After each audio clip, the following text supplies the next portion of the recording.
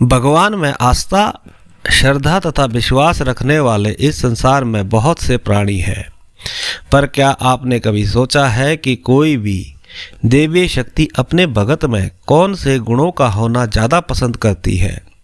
दोस्तों, मैं आज आपको कुछ ऐसे गुणों के बारे में बताता हूँ जिन गुणों वाले इंसान को देखकर भगवान बहुत जल्दी प्रसन्न होते हैं, बहुत जल्दी कृपा करते हैं। कुछ मनुष्यों के अंदर ये गुण शुरू से होते हैं, कुछ में समय के साथ साथ आते हैं। जब हम लोग पूजा पाठ, अर्चना, साधना, भक्ति की शुरुआत करते हैं तो हमारे इष्ट के थोड़े थोड़े गुण हमारे अंदर आने लगते हैं।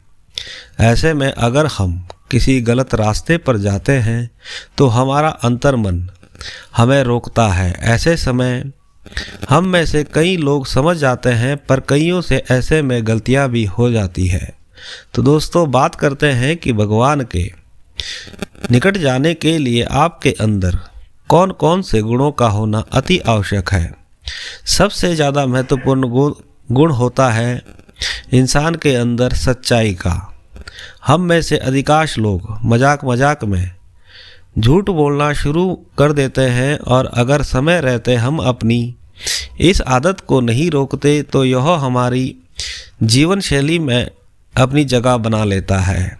हालांकि हमारा अंतर्मन हमें शुरू में रोकने की कोशिश तो करता है, पर हम उसे दबा देते हैं और सोचते हैं कि इसमें किसी का अहित तो है नहीं। पर दोस्तों, धीरे धीरे हमारी अंतर आत्मा की आवाज़ दब जाती है और हम इसे अपनी आदत बना लेते हैं। और फिर जब हम गलत राह पर चलना शुरू कर देते हैं तो आगे हमारे से और गलतियां हो जाती है। क्योंकि एक बात हमेशा याद रखिए, गलत गलत ही होता है और सही सही होता है। ईश्वर सच्चे लोगों को बहुत पसंद करते हैं। इसलिए अगर आप भक्ति में सफलता चाहते हो तो आपके अंदर सच्चाई का होना बहुत ज़रूरी है। अगला गुण जो एक सच्चे भगत के अंदर जरूरी होना चाहिए दोस्तों, वो होता है त्याग की भावना का होना। वैसे तो आज के समय में हम लोग स्वार्थी होते जा रहे हैं। छोटे छोटे स्वार्थ सिद्ध करने के लिए हम जाने अनजाने में अपना ही अहित कर बैठते हैं। थोड़े के लालच के चक्कर में हम बड़ी चीज़ों का नुकसान कर देते हैं। आप अपने आसपास देखते ही होंगे कि गलत तरीके से संचित किया हुआ भौतिक सुखों का सारा सामान पाकर भी इंसान खुश नहीं है। वहीं कभी आप किसी ज़रूरतमंद की सहायता करना आपको अजीब सा सुकून और संतोष मिलेगा। इसलिए हर इंसान को अपने सामर्थ्य के हिसाब से ज़रूरतमंदों की सहायता अवश्य करनी चाहिए। तीसरा गुण जो भक्ति में होना जरूरी है वह है प्रेम का। अगर आपके अंदर प्रेम भावना है, आपकी नज़र में कोई इंसान छोटा बड़ा नहीं है, सबको आप इंसानियत की नज़र से देखते हैं, तो आप ईश्वर के सबसे नज़दीक हैं। आप अपने अंदर ऐसी भावना बढ़ाएं, किसी को भी हीन भावना से ना देखें, सबको सम्मान दें। अगर आपने अपने अंदर ऐसी भावना जगा ली तो ईश्वर आपको भी सम्मान देंगे। किसी औरों के दर्द को इंसान जब अपना दर्द समझने लग जाए तो आप मान कर चलिए कि आपके अंदर भगवान का वास है।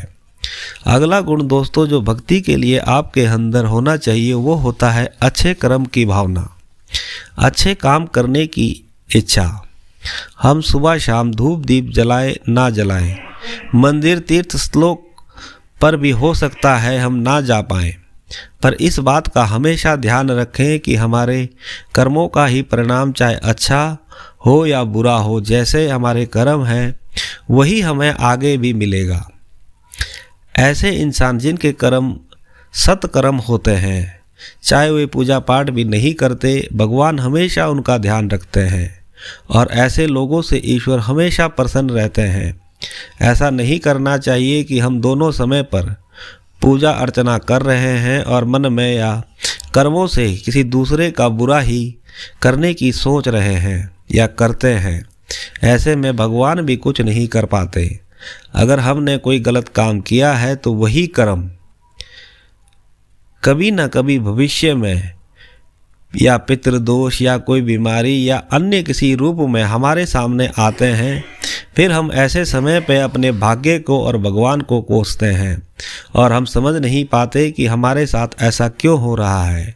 इसलिए दोस्तों, हमेशा कोशिश करें कि हम लोगों से कोई ऐसा गलत काम ना हो। फिर पूजा पाठ या भक्ति में देखिए आप कितने जल्दी सफल होते हैं, कितने जल्दी आपकी मनोकामना पूरी होती है। जो हो गया है वो हो गया है, आगे से अच्छा करने की कोशिश करें। धीरे धीरे अपने अंदर ऐसे गुणों को विकसित करें जिससे आपके साथ भी भविष्य में अच्छा ही हो।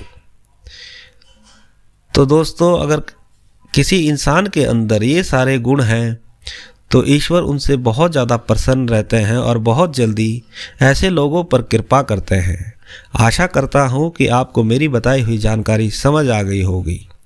इससे जुड़ा आपका कोई भी सवाल हो तो कमेंट बॉक्स में लिखें।